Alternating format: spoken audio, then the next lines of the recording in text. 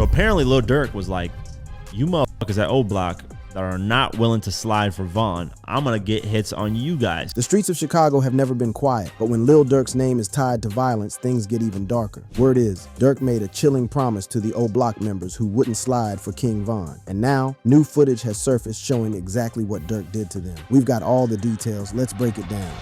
When the streets turn on themselves. Yo, what happens when the biggest man in the city starts moving on his own soldiers? When the same blocks that helped you blow up suddenly become targets. Today, we're breaking down one of the craziest situations to ever hit drill rap. And word is, Lil Durk allegedly wasn't just beefing with ops. He supposedly put hits out on his own O Block homies for one reason that'll shock you. They weren't sliding hard enough for King Von. This isn't just regular street politics, fam. This is about how pain, paranoia, and that unwritten code of the trenches allegedly turned one of Chicago's most respected rappers into something way more sinister. And the wildest part, all the receipts are sitting right there in federal court documents, texts, snitches ready to testify, and a whole operation that only got stopped because 12 pulled up at the exact right time. Let's go over this. Lil Durk is facing no shortage of legal trouble these days. Currently, he's behind bars, which we already went over this. Carissa reports that now prosecutors also allege that he put hits on O Block members for not retaliating for King Von's death.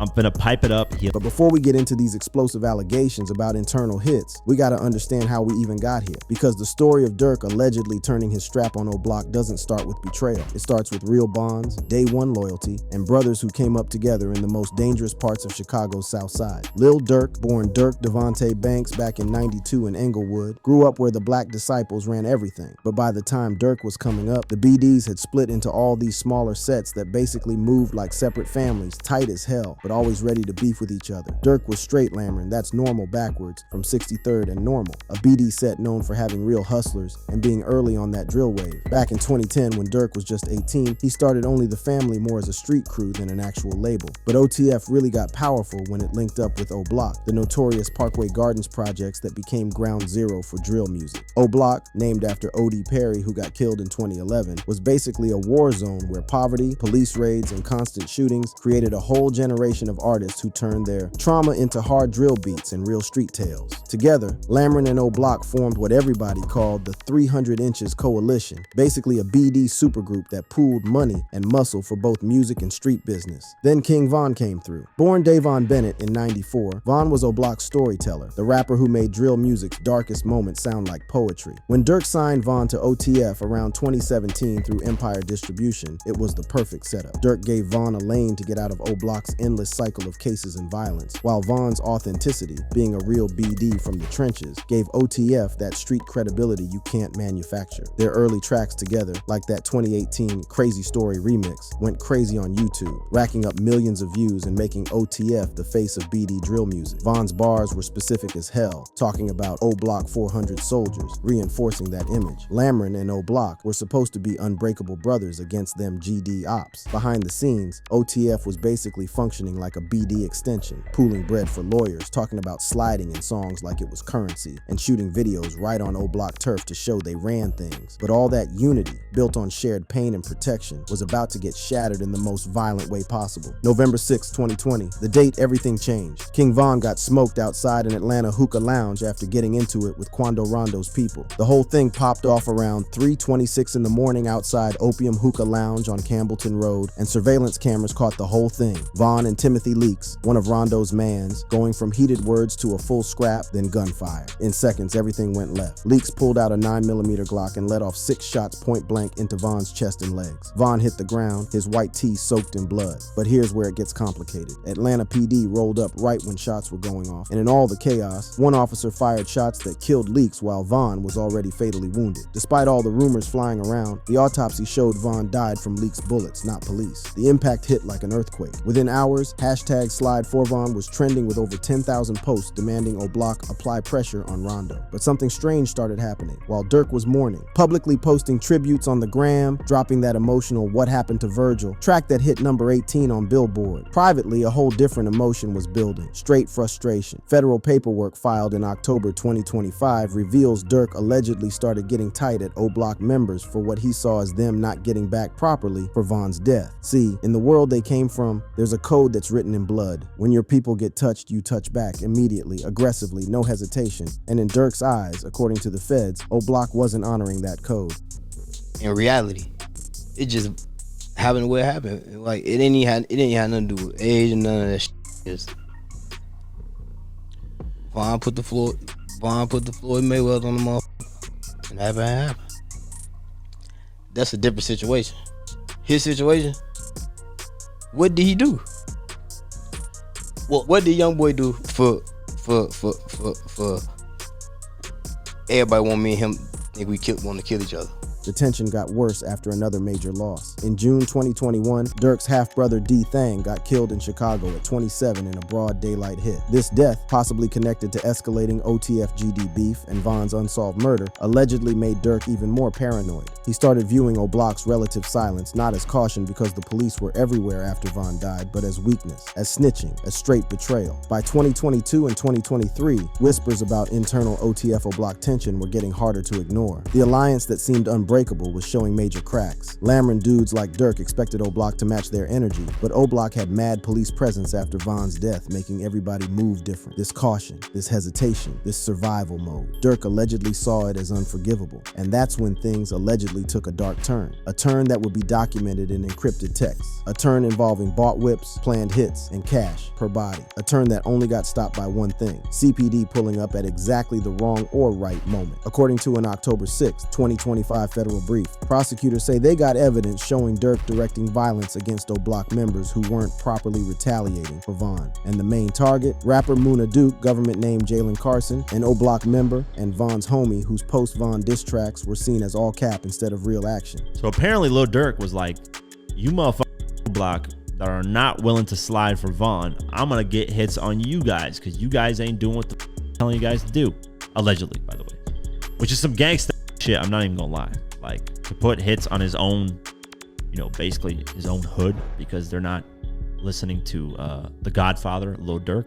But we're getting ahead of ourselves. Before we dive into those wild April 2023 text exchanges, those aborted hit plans, and the cooperating witness who's ready to tell everything, we need to understand just how deep the federal case against Durk really goes. Because these alleged internal hits, they're just one piece of a way bigger puzzle the government's been putting together. A puzzle involving murder for hire, crossing state lines to catch bodies, and enough evidence to potentially put Durk away for life. The feds build their case. The murder for hire case against Lil Durk ain't just another rap prosecution, my guy. This represents years of investigation into what federal prosecutors are calling OTF operating like a criminal enterprise that enforced loyalty through targeted hits. And at the center of it all is an August 2022 Los Angeles shooting that was supposed to catch Quando Rondo, but ended up killing the wrong person. Lil Durk murder for hire. So let's get some updates. Man, this shit's so crazy seeing my eyes. A lot of interesting things are happening, but let's go over the first one, which is Lil Durk's lawyers.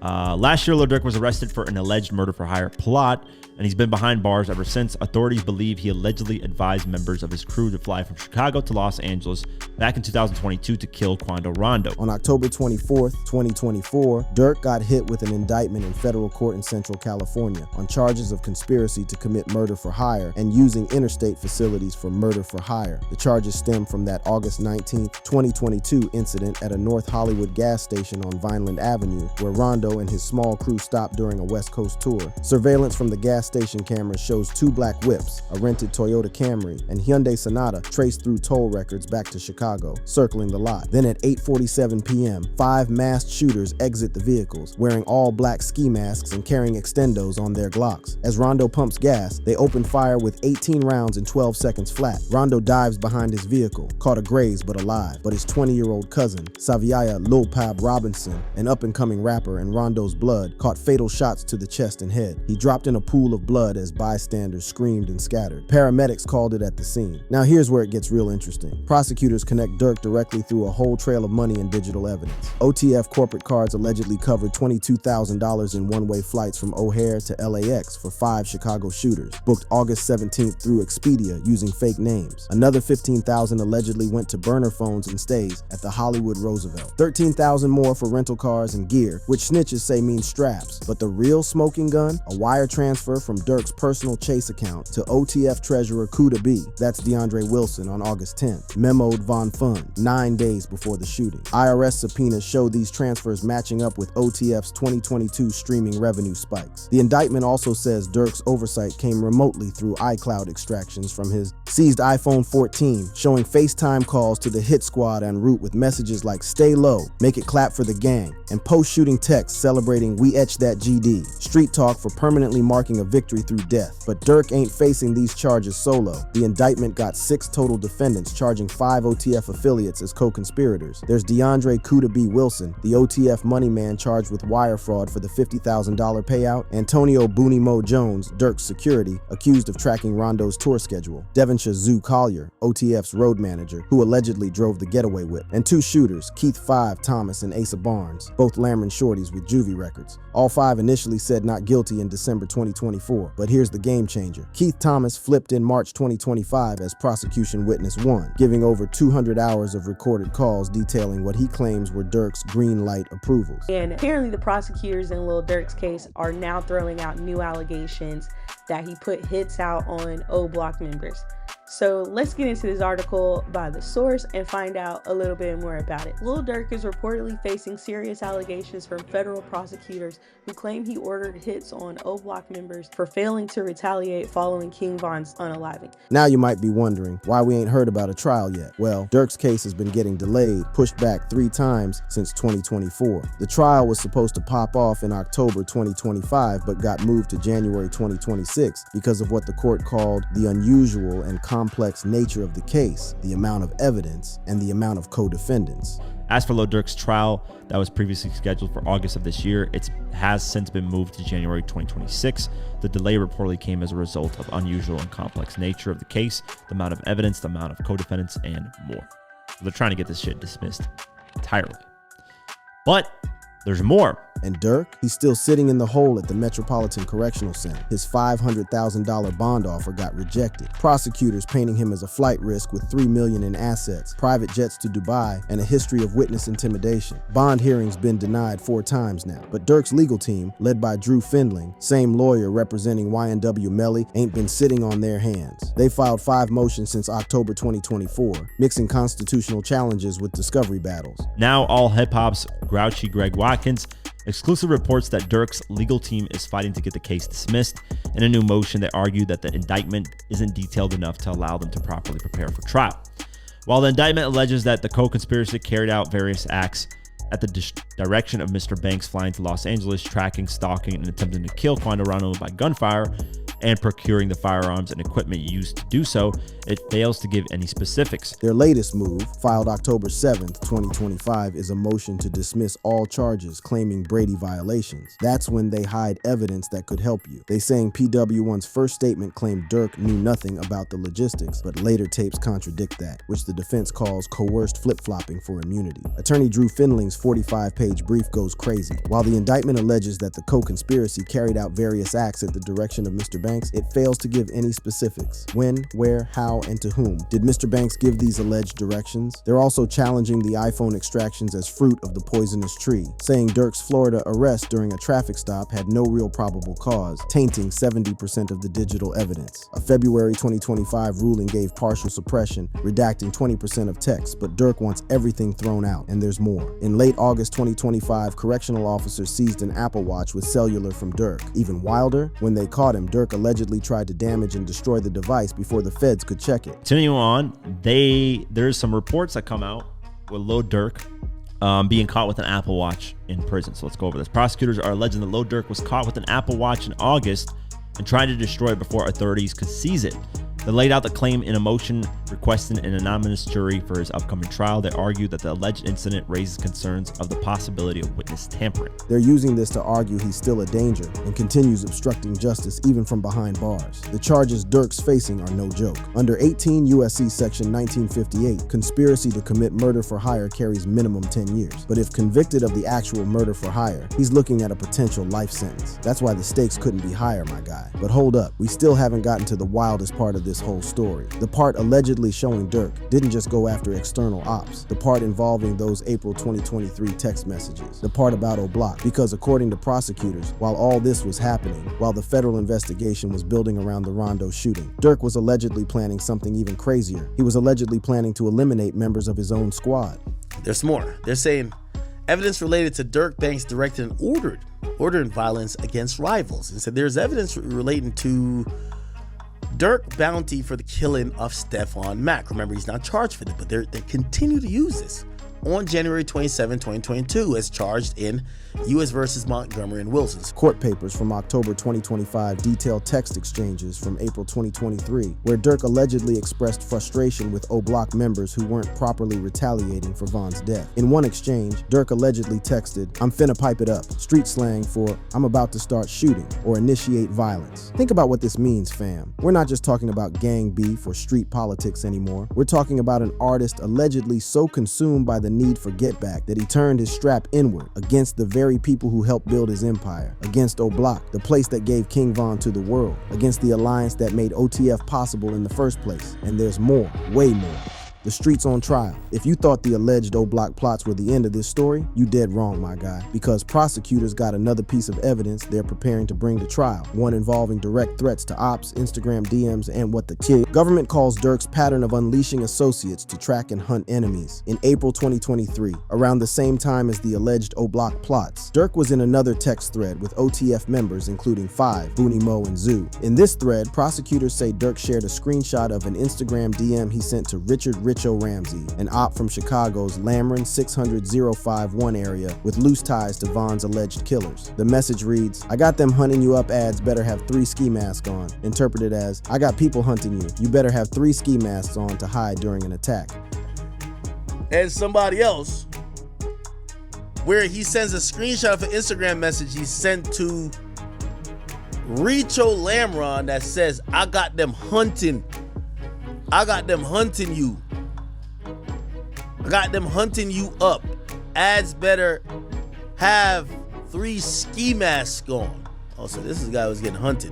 Richo Lamron 300.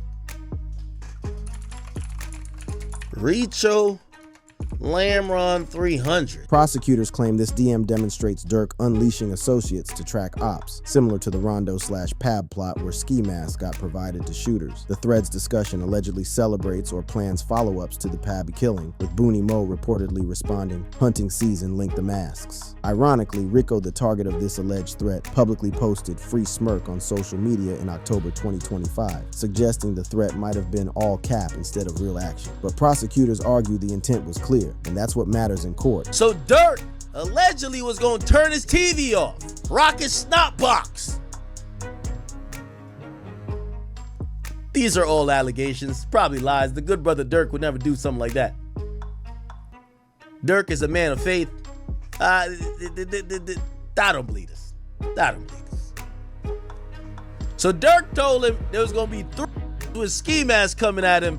Count his days. Now I know what you're thinking. How is all this admissible in court? This is where it gets legally complex, fam. Prosecutors are trying to introduce this as other acts evidence under Federal Rule of Evidence 404 subsection B, which allows evidence of prior bad acts not to show you got a propensity for crime, but to demonstrate motive, intent, and absence of mistake. In other words, they trying to show the jury, look, this wasn't just one isolated incident with Quando Rondo. Durk got a pattern. He funds violence through OTF. He uses coded language like hunting and pipe it up. He provides resources, whips, straps, bread for hits, and he does this repeatedly, whether against external ops or internal homies who disappoint him. Durk's defense team fighting back hard though. They arguing these snippets lack context, violate discovery rules, and rely on uncorroborated snitch statements. They're trying to get this evidence excluded, calling it prejudicial overkill and salacious spillover, designed to inflame the jury rather than inform them. A crucial hearing scheduled for November 18th, 2025, where Judge Carter will decide what evidence can be presented at trial. Legal analysts giving the dismissal motion about 30% chance of success, meaning there's a 70% chance this case going to trial with most of the evidence intact. But here's where things get even more complicated, my guy. Prosecutors also filed a motion requesting an anonymous jury for Durk's trial, citing threats from Durk's supporters. Yeah, you heard that right. Fans threatening federal officials. And this is kind of crazy. This is where, you got fans and then you got stans. And this is where stands. This is not like fans. The FBI is claiming that Lil Durk fans have made threats of violence against a prosecutor and a judge as the rapper remains behind bars while awaiting his murder for hire trial. That is insane. Fans are literally threatening the prosecutors and the judge in this case. That is not a fan. That is a stand. That is a psychopath, right? According to FBI reports filed with the court, multiple people called the Central District of California court and left threatening voicemails for both the magistrate